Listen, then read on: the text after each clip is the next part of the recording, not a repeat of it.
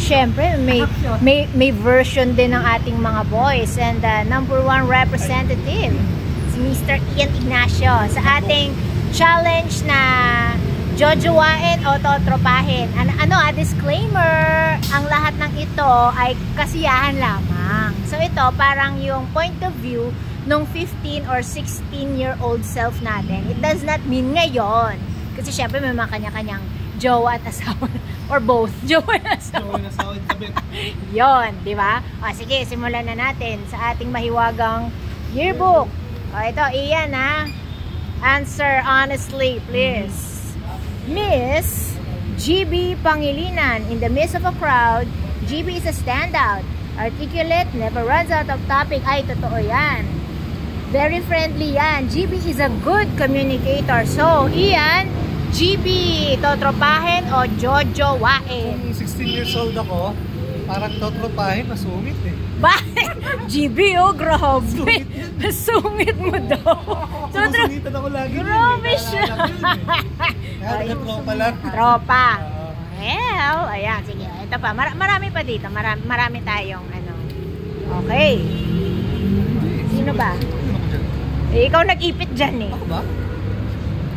Oo, ayan. Ito. Ayan, ayan. Ito. Sa dami, no? Ito ha. As honest as you can. Yung pinaka-honest. Ayan. Ayan, Campus Heartthrob. Ito, naalala ko siya. Micaela Matsuda. Very familiar face in the campus. Rare distinction of being one of the first Japanese-Filipino in the country. So, iyan, again.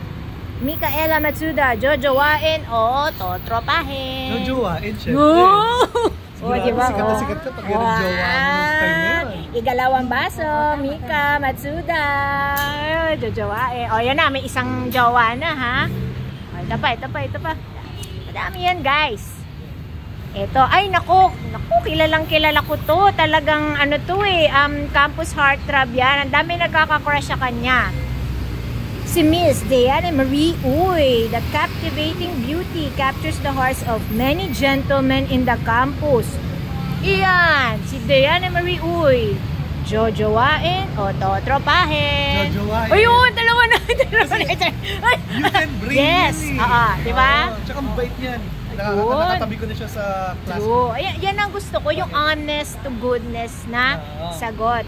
O, ayan na, Miss Bea. Walang kakupas-kupas. Siyempre, jojowain. Aba, wait. Wait, ha? Ayan, naku. Eto, classmate ko to since grade 1. Napaka-ano talaga nito. Madami siyang mga fans. Ayan, nagkaka-crush sa kanya. Super dami. Si Miss Donna Faye Martinez. Dancer yan eh. So, she's a girl who has many identities and personality. Easy to get along with. One of the most popular girls in the campus. So, kailangan pa bang tanungin yan, Ian? Jojowain o totropahin? Si Donna. O yun, ito na. Bea, Donna, and Micah. Ay, yan ang... O sige, isa pa. Dadagdag natin ha. Ito, meron pa. Si Miss... Oo, nalala ko siya. Ano to eh? Tisay to eh. Si Miss Maribas Mariano. She's, sino ba nagsulat ito? Seems nasty at times, but is truly a humane person. Parang walang filter yung mga dati noon. She leads a wholesome life. So, syempre, ang tanong, Miss Maribas Mariano. So, iyan, jojowain o totropahin? Totropahin. Masarap siyang kasama. Oh, ayun. Pero very pretty girl siya, oh. Pretty, pwede rin. Pero, pwede rin. Sa friend. Jotropa. Ayun. Pwede. Oo. O, diba, nakakatuwa. As in, ano lang naman to, guys, no? Walang, anong tawag dito, walang mapipikon, walang ma-offend, kasi pawang ito ay kasiyahan, katuwaan lamang. Agree? Yay! Ayan.